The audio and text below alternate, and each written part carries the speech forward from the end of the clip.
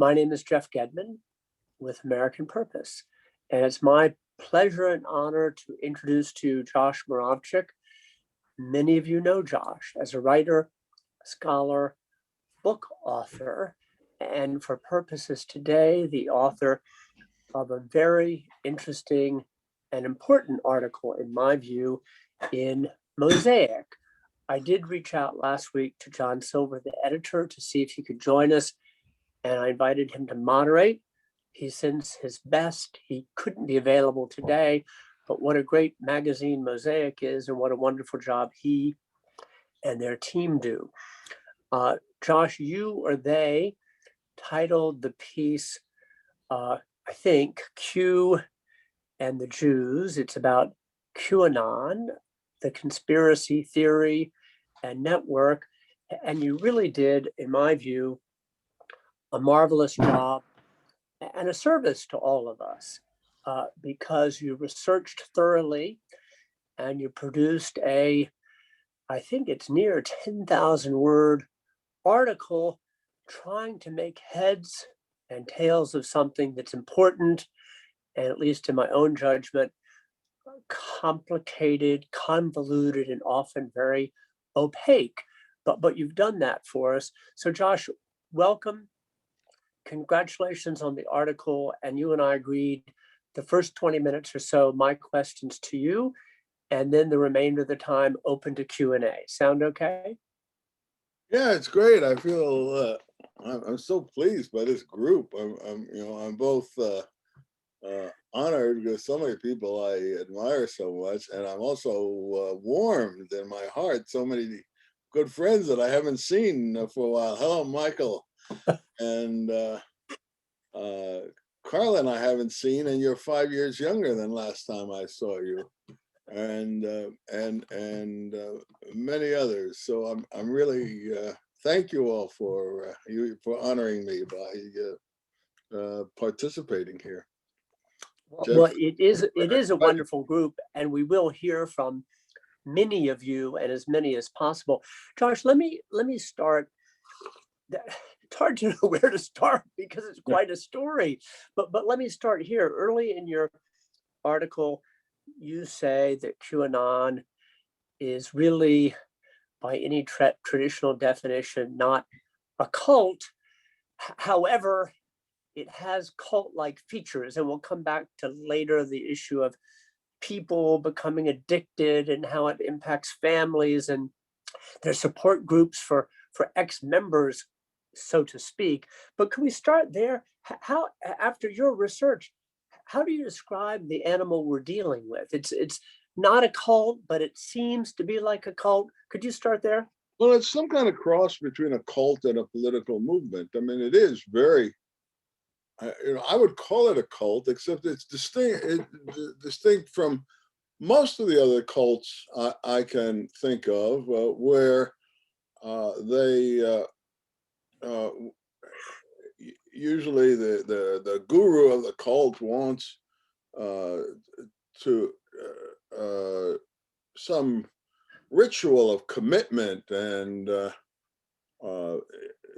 membership or money or I just happened to see something the other night on the television about Nexium, which is a much smaller cult, but wanting people to give them compromising information about themselves, as well as money, as well, as well as submit to ordeals, and this is sort of a cult, except it's a fun cult. It's free. You don't have to do anything except hop on your phone or your tablet and start reading and pitching in. But it also has, you could also call it a kind of a political movement, and in a sense, something approaching a mass movement, and involves at least hundreds of thousands of people, if not a million or maybe a couple of million. But instead of spending your hours like Radosh and I used to do, out on picket lines, and you just spend them with your fingers on keyboards. Josh, thank you. Can you, you do this in the article, tell us when and how this started? Who is Q? And then you said hundreds of thousands, maybe a couple millions. You spent a little time in your essay articulating how it's hard really to know precisely how many people are involved and in different fashion. How did this start? And tell us a little bit more about numbers and profile at the moment. All right, so let me give you a little history, and then we can sort of guess at numbers. In October 2017, so we're in the Trump era, which I think is a significant datum. There's a post on this website, 4chan, and this all is so bizarre. So I would guess that many of you aren't very familiar with 4chan, as I was not at all when I took on this task. So 4chan is a website created by a 15-year-old, essentially with other 15-year-olds in mind. And its main point was sort of completely free space, complete anonymity. Anonymity in the sense that everyone posts there as anonymous, and then when you go on, you get a little what's called a trip code of a series of characters. Everyone's anonymous, and on top of that, all posts self-destruct after a certain number of days. So there's not even any record that one could research back to. And a lot of the stuff on 4chan has to do naturally with video gaming. This was something of, for 15-year-olds, but and there was also a lot of pranking, and people would and the part of the point was to get people to say or be stuck believing silly things, and there was sort of acknowledgedly tongue-in-cheek conspiracy theories, like there actually is no Wyoming. This is something our high school teachers have all invented to trick us. It's a big conspiracy of the high school teachers to say there's a place called Wyoming. And so there's a lot of this childish stuff, but also because it's completely unmoderated and anonymous, a lot of other kind of nasty stuff starts getting there. People are posting purloined nude photographs of celebrities, and they're posting stuff about suicide and self-harm, and different kinds of porn, including child porn. And there are different channels on the website. So there's one overall website with 40, 50, 60, 70 different channels, depending. And there's also a channel called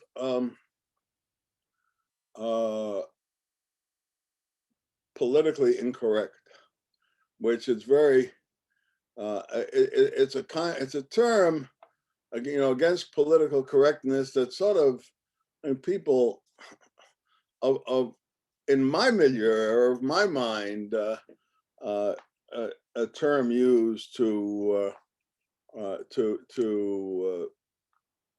make fun of the rigidities of political correctness.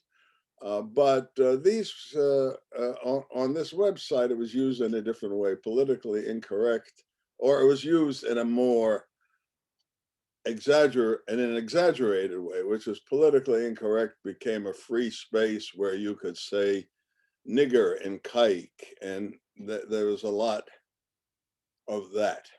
And then into this milieu, it became a thing for people to put up posts claiming to be inside the government with secret information, inside the FBI, inside the CIA, inside the White House, and so on. And there'd be these posts with this bogus insider information. And one day in October, someone posted that the hot tip that Hillary Clinton is about to be arrested. And I think this harkened back to the Trump campaign rallies, lock her up, and Hillary's about to be arrested. This was not very unusual for this 4chan stuff, but the next day, someone else picked that up, and the someone else, I think, is regarded by the movement as the first Q post, who said, no, she's not about to be, she's going to be arrested tomorrow, but meanwhile, extradition orders have been filed in case she runs. And but this poster was more persistent. It started with these posts that were all claimed events that were about to happen, none of which happened. But that didn't seem to dampen the enthusiasm for them. And so he started posting 10 of these a day. I say he, we don't know for sure. He, she, they, but it's easier. Let's just say he started posting. And then there started to be more people watching. And after several dozen posts, someone or a few people got together and said, this is really interesting. We think maybe he's the real deal. And they took this stuff all to Reddit for a bigger audience. So off 4chan, not off 4chan, but from 4chan, it kept going on 4chan. And Q would only post on 4chan, but these Q followers took it to more mainstream, first Reddit and then Facebook and then YouTube. And whoever he was kept posting at a furious pace. And a little ways in, not at the very beginning, started signing himself Q and claiming that he had the highest security clearance possible in the US government and was privy to all secret information of all departments and agencies. And I think people got very excited that someone was sharing secret information with them. And pretty early on, he suddenly announced that he had to move. He had discovered that 4chan was infiltrated. Now, what the heck infiltrated could possibly mean? Who knows? I mean, this was an open site, UI, anyone can go there. But that he had to move to 8chan. 8chan was, in a sense, 4chan redux, except it was even less moderated than 4chan. And in addition to all the other slimy stuff, 8chan became a center for mass shooters. So a series of the perpetrators of some of the highly publicized big killing events that happened in 2018, 2019, posted their manifestos just before they went out and killed all these people. They posted their manifestos on 8chan and were generally cheered on. So this was a kind of milieu it was. And Hugh kept posting there and telling people that this was the biggest intelligence drop in the history of the world, what he was feeding out to them, which was, of course, all incomprehensible nonsense. But the readers found it very exciting, and Q grew and grew in thousands of groups on Facebook, Reddit, YouTube,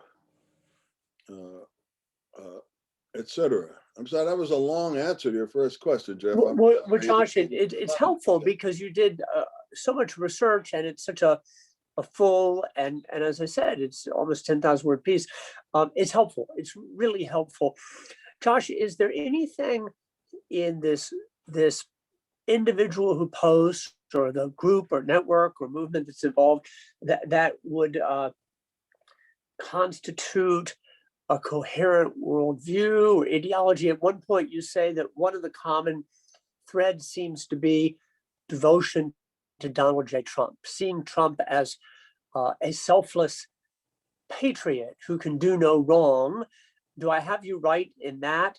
And then what else can be said about the beliefs? Is it more anarchy, viciousness, violence, or is there something coherent about how folks who belong, if you will, or follow this see the world?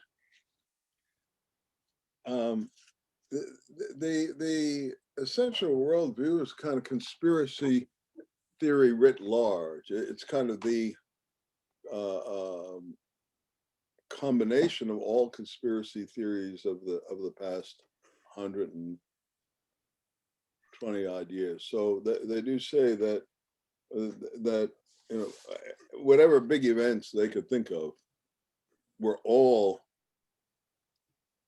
conspiracies, not what they seem to be. Starting World War I, and big and little, because these is obviously not very highly educated people, and there was sort of there was no curation of conspiracies here. Anything anyone could think of. And by the way, the wonderful magazine that commissioned this, Mosaic, is a Jewish magazine, and they were, of course, most interested in what this means for a Jewish audience. And there's lots of anti-Semitism mixed in here, but I didn't get the feeling that anti-Semitism was really the point. The point was that if you're collecting all the conspiracy theories that are out there, a whole bunch of them have to do with the Jews. So the Jews kind of figure heavily in here, but I didn't get the feeling that the main interest of these people was the Jews. So World War I, the sinking of the Titanic, World War II, the every major disease, 9/11, of course, the coronavirus, and the shooting of Kennedy, the shooting of Reagan, the existence of the Central American gang, MS-13. This is all part of, these are all part of the mega conspiracy. And the mega conspiracy is to rule the world, to abolish the United States so that we have one world government. And the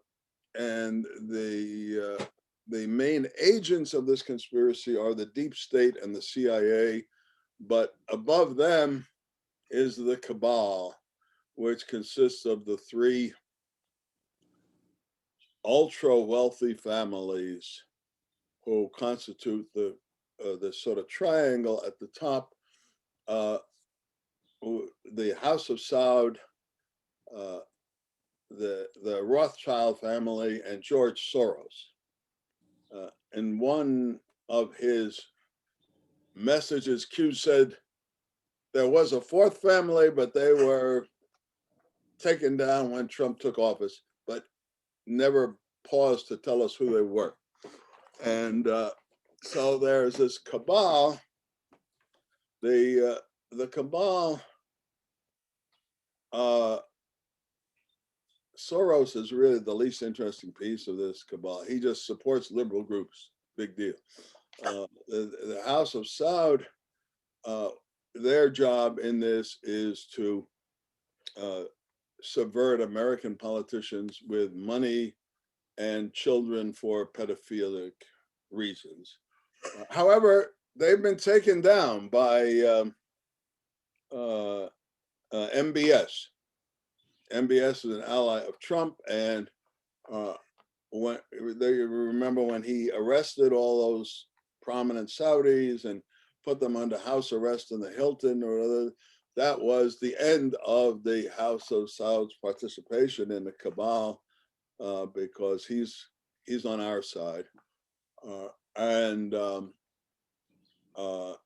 also, by the way, freed all the children who were being held for pedophilic reasons in,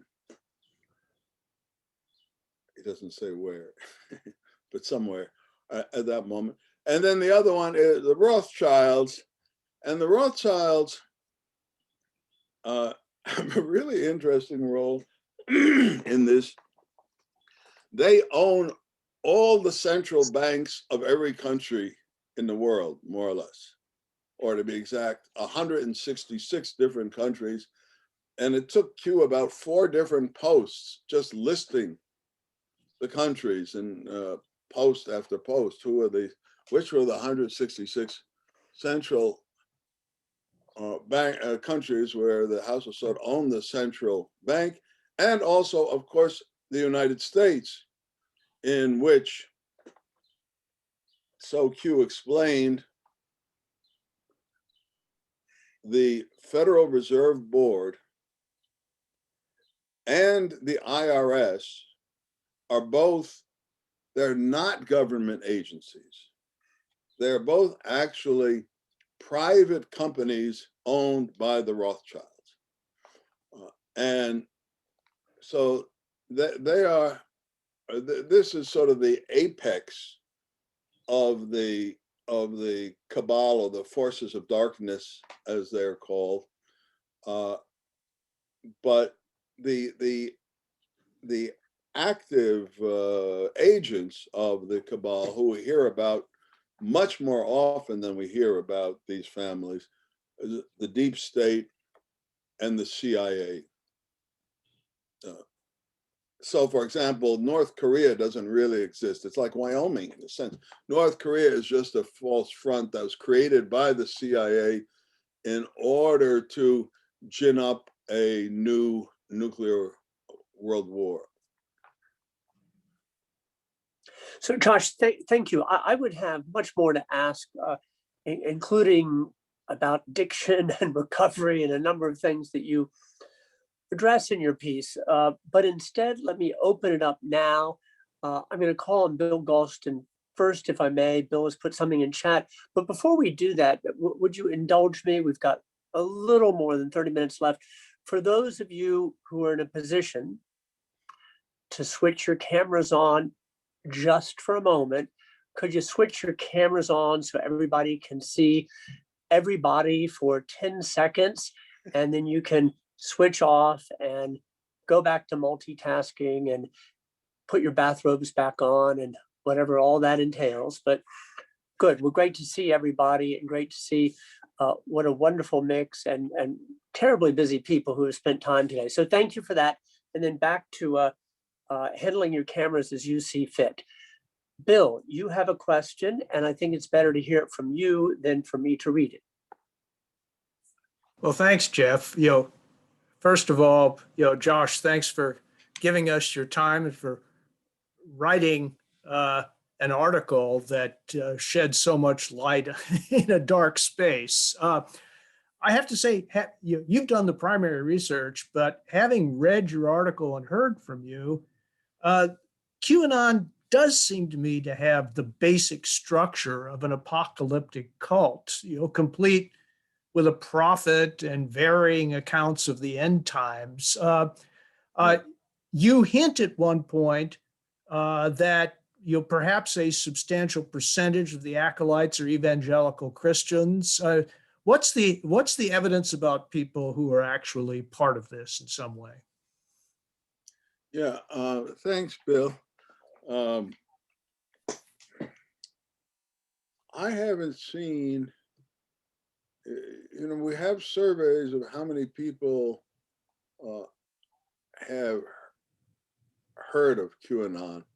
For example, funny thing about this surveys is much higher percentage of liberals than conservatives have. And how many people think well of it or think very well of it and so on.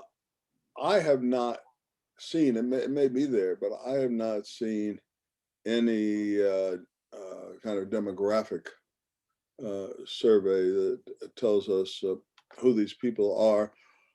I'm guessing that a lot of them are evangelicals from the chatter, and also that, for example, one of the main figures in promoting this is this person. His name is Dave Hayes, and his handle is Praying Medic, and he's got a huge following, both in writing and video. And he may well be the single most important promoter of QAnon in terms of size of audience, and he's clearly an evangelical. He explains that he found religion or found Jesus 22 years ago, and he's a guy who appears to be in his 50s, and wrote a series of popular books before QAnon came along about religion, finding God, talking to God, interpreting your dreams, who knows what, and then is by far the most prolific writer about QAnon. He then, after finding Jesus, he found Q, and he has written 2 books of an intended series of about 10. They're altogether about 5,000 Q drops, as they call them. And this guy takes a few hundred at a time and makes a book out of interpreting them. So he's one data point, but there's just, in reading the give and take there, I got the feeling of being in a crowd that was heavily evangelical. Of course, I'm not an evangelical. It's not my crowd. Maybe I'm not great at picking up the traces, but that it's just my sense of it, Bill. Thanks. Good, Bill and Josh, thank you. Let's go to John Hamilton, and then we're going to go to Kevin and MJ. In each case, if you would tell us who you are, John. I know who you are, but please introduce yourself. Jack Hamilton. I'm a fellow at the Wilson Center, and I'm a professor at LSU. And I'm interested. You want me to mention the question, I presume? I'm interested in the extent to which these conspiracy theories are recycled old ones, like the Sisson documents and the protocols of the Elders of Zion and canards like that. Do they rely on old tropes, or do they come in addition to the new ones they come up with, like there's no Wyoming? Well, the no Wyoming is not part of QAnon. That's, as I said, that's the milieu. that's the 15-year-olds who create this, this website. But it seems to me 98% recycled, just with a few sort of new curlicues or flourishes, or takeoffs on it. So you have this, the abuse of children, and I mean, there's the sexual abuse of children, but then the children get slaughtered.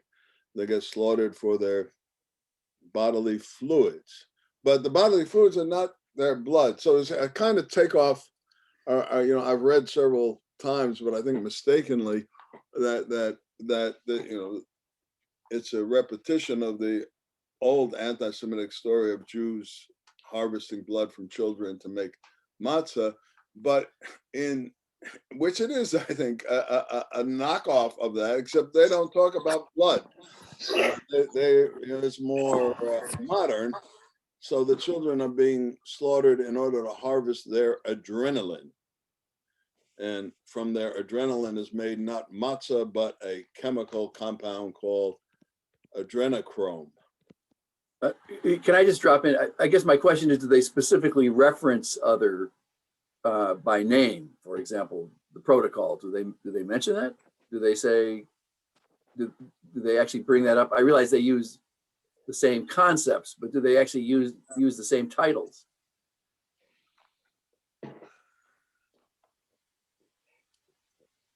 I paused to answer your question because the trick is, who is the they here? So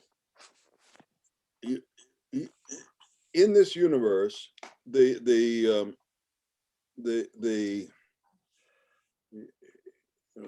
sacred thing are the words that come from Q, or the so-called drops, and they actually have, and that's their, their oracle. And there have been 4,953, and they seem all, now originally there wasn't even the name Q attached to it, but it's, from what I could see across multiple websites that accumulate the Q messages, there's complete agreement. So there's some kind of canon there that these are the messages from Q. And Q generally talks in his own language, not a very original language, but his own way of speaking. And I don't recall seeing in Q drops things like Protocols of the Elders of Zion. But then around these Q drops, there's this movement that has its relentless discourse. And if you go to the website that's called Q Research, it's QREAR.ch,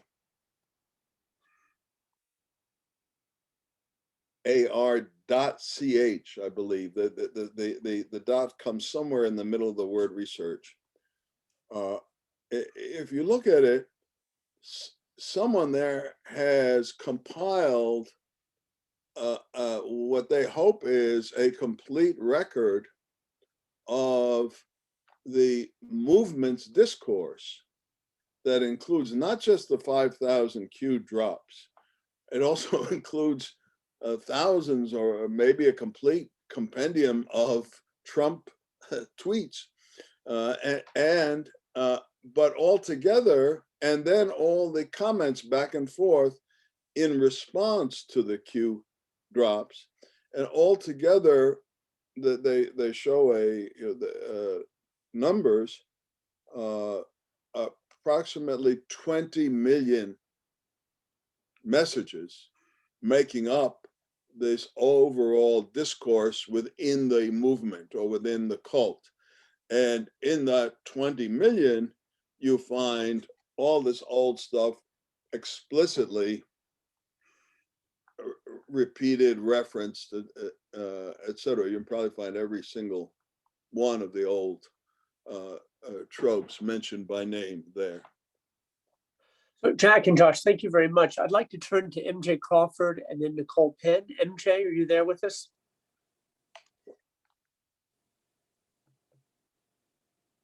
Hi, yes.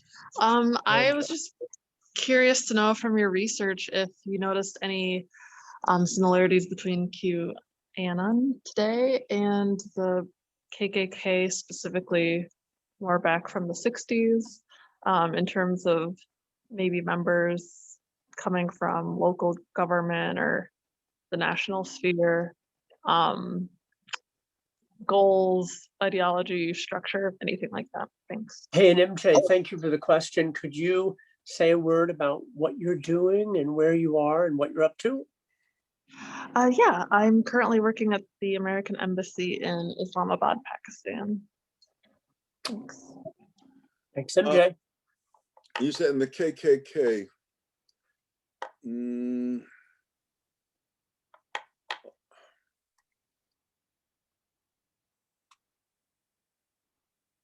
If you this QREAR.ch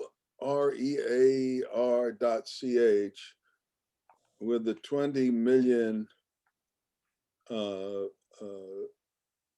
separate messages of the movement, if you type in, as I did, the word nigger, you get about 43,000 or 45,000 hits.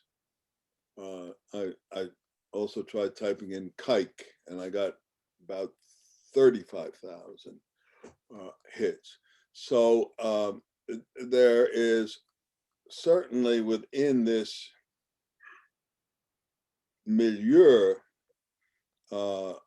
some of the raw racism that you might associate with the KKK. But there is not a lot of explicit talk about violence. In fact, I mentioned that these 4chan, 8chan are milieus where there's cheering on mass shooters. They're violent milieus, but in the QAnon discourse, not. I didn't see that. It's let's go out and kill them. Let's go out and hang them from. Well, not so much mixed with the racism and anti-Semitism. They do talk about hanging people from trees, but those are the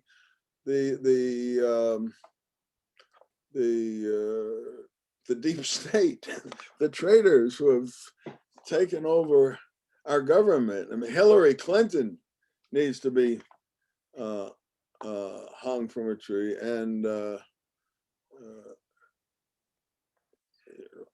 John Podesta, and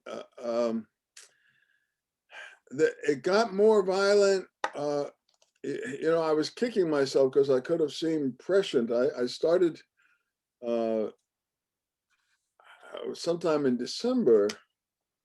I told my editor, I said, "You mind if I'd like to stop and write an op-ed. There's going to be a bloodbath on January 6th, because I can see it in the discourse." And then we decided that I didn't want to scoop my own piece, so I didn't write the op-ed. But suddenly, in these weeks leading up to January 6th, there was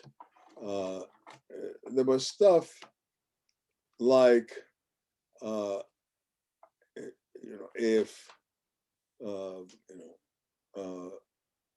busloads of armed patriots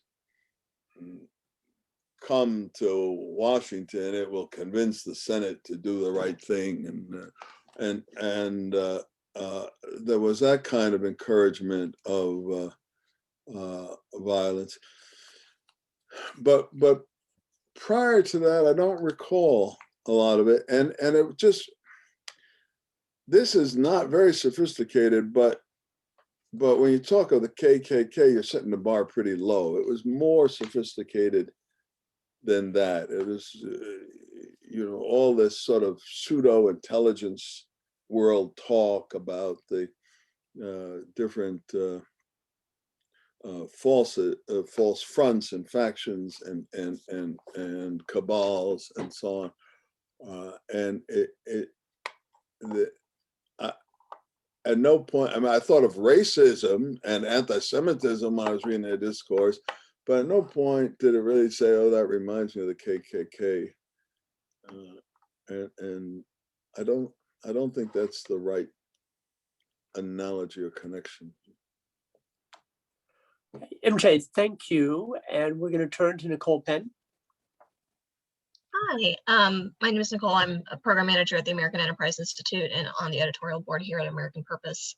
So I just wanted to draw on some themes with a quick comment. It seems to me that QAnon is, and this is perhaps not an original observation, a decidedly Gnostic movement. It's speaking towards, careful, secret knowledge and gaining access to secret knowledge. So, and moreover, it is decidedly anti-institutional. I'm going to pull in some comments from Kevin Kosar here, where a lot of individuals who subscribe to certain tenets of QAnon might describe themselves as evangelicals, but I think there is some disconnect actually between description of being evangelical and actually attending church or being part of a church, which I think is a big part of this, and it's anti-institutional bent. And you see it a lot too. There's been some interesting articles in The Atlantic on women in QAnon and how there's a connection between the multi-level marketing industry and women who become involved in the QAnon, pastoral QAnon is what it's called.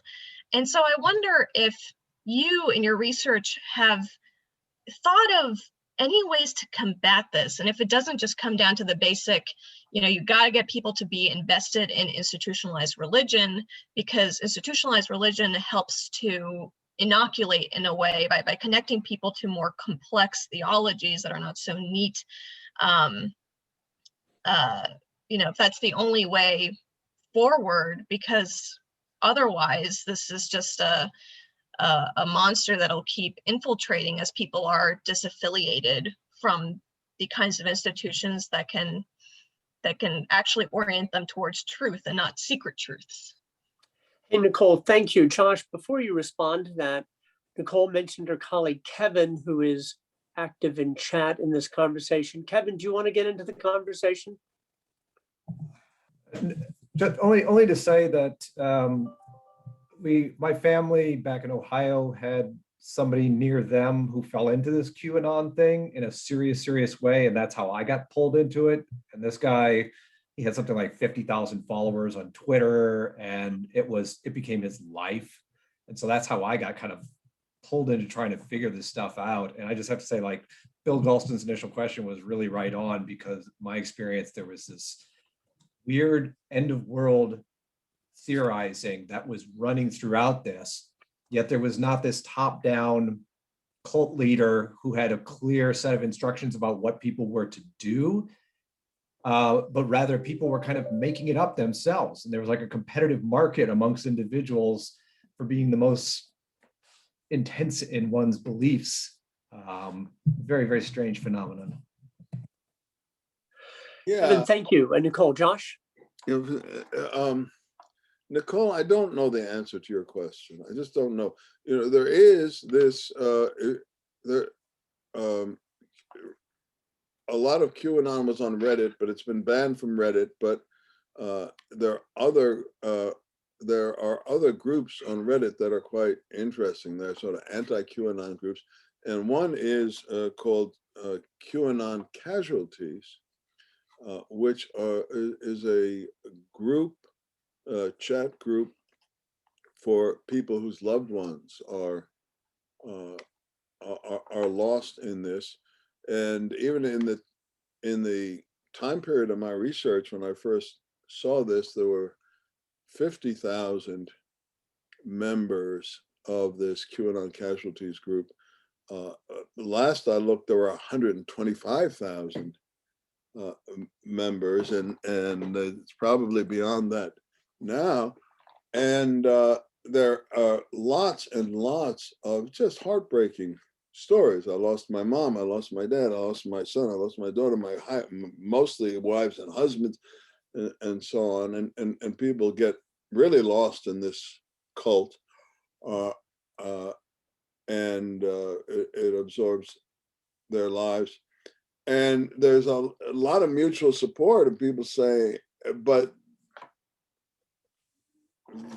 very little in the way, it's all sympathy. No one really that I saw there had answers, and and I don't have answers. Now, an interesting thing is, so Kevin, now to jump to your points, what people should do. Yeah, the person who was Q never cared about whether a prediction he made came true, or about whether from post to post he was contradicting himself. So half the time the theory was the whole country had been taken, the whole world had been taken over by this mega conspiracy cabal, etc. The only holdouts against it were the military, but the military couldn't fight it successfully on their own. They needed a political leader who was of the highest probity, and they searched and searched for years until they found Donald J. Trump, and then they helped him to become president. And so they had this coalition of the military and the president, who now had the strength to fight the cabal, or maybe not. Maybe they needed a third component, and that was this movement of patriots. And that's why Q is out there sharing this Gnostic information with the movement of patriots, so that there'd be a sort of a tripartite movement. So the patriots were tremendously important. And yet half the time, Q Post said the patriots were not important at all. It was sit back and everything, we got this in hand, enjoy the show. One of his favorite lines was, got popcorn? You know, like, watch the movie. We got this. You know, completely self-contradictory, but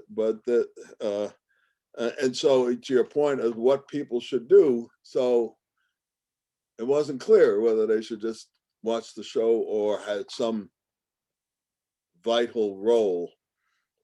And the interesting thing now is that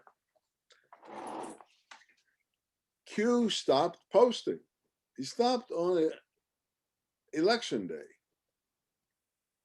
In the next 6 weeks, there were a few little meaningless posts, and none since then.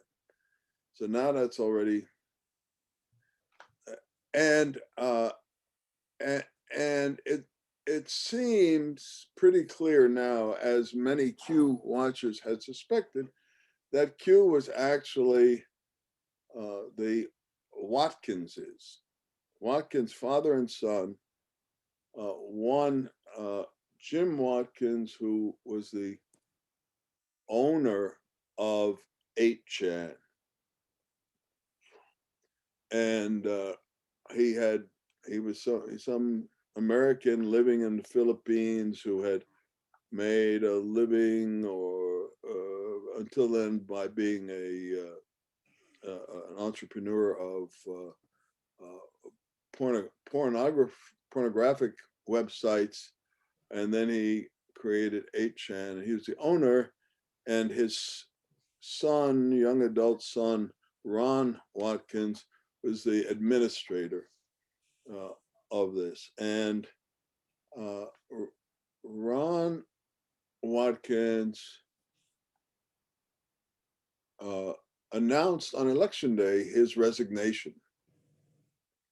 Not really explained. His explanation for why he was resigning resigning, that is not from Q, but resigning as the administrator of 8chan because he really loved woodworking and he wanted to devote himself to woodwork. He immediately then appears, in his own name with the handle Code Monkey Z on Twitter, and in short order had 500,000 followers on Twitter and surpassed the other QAnon promoters, although there were many with several 100,000, as having the most followers and posting like mad on Twitter. I mean, every hour there or every few minutes, and posting this relentless conspiracy theories, mostly about how China has taken over the United States, and pretty much convincing me that he, also from the tone, that he had been Q more or less all along. And then, bizarrely, I don't remember the date now, but after it was clear that that Biden was going to become president, or maybe it was after Biden's inauguration, he posted this absolutely bizarre post, in effect, implicitly acknowledging and saying, "Oh well," he said. He put up this post that said, "We gave it our all.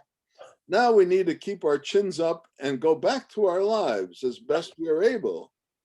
We have a new president sworn in, and it is our responsibility as citizens to respect the Constitution, regardless of whether or not we agree with the specifics or details regarding the officials who are sworn in.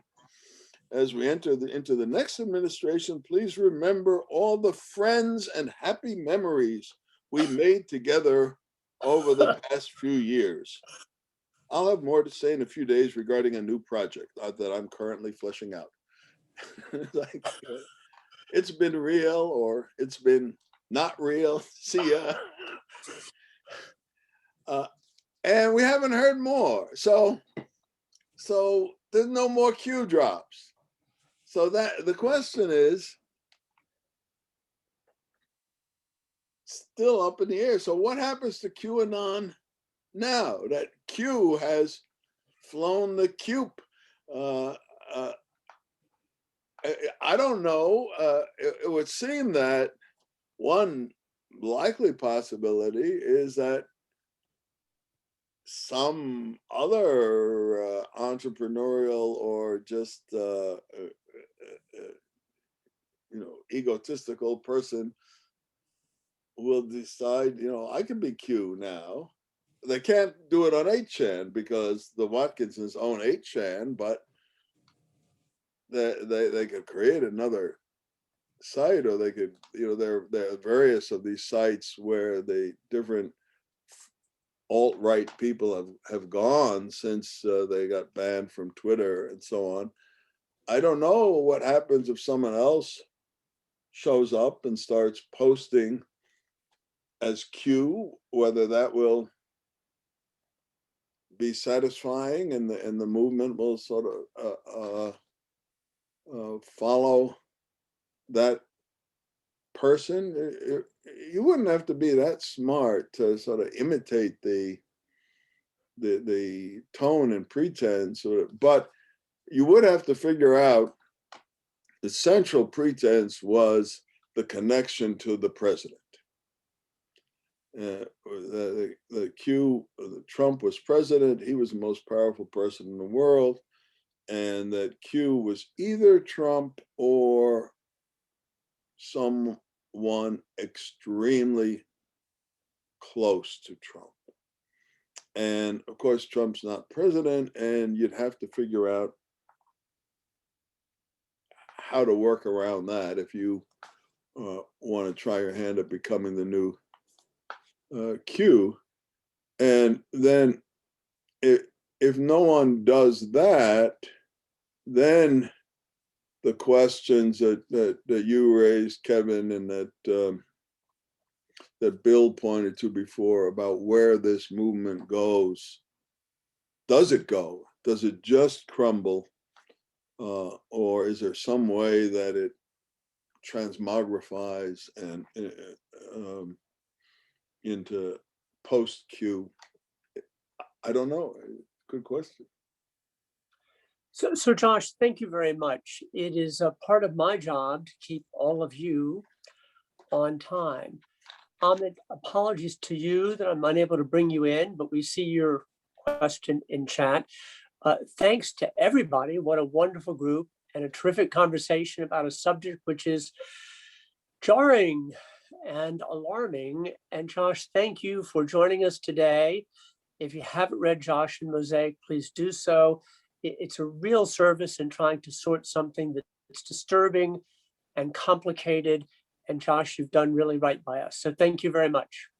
You're welcome indeed. And it's really, as I said, I felt delighted when I saw the group that was here. So thanks for the Thank you very much. That was very interesting. Thank you, Josh. Thank you, everybody. Thank you. Have a great afternoon, great evening. Thank you all.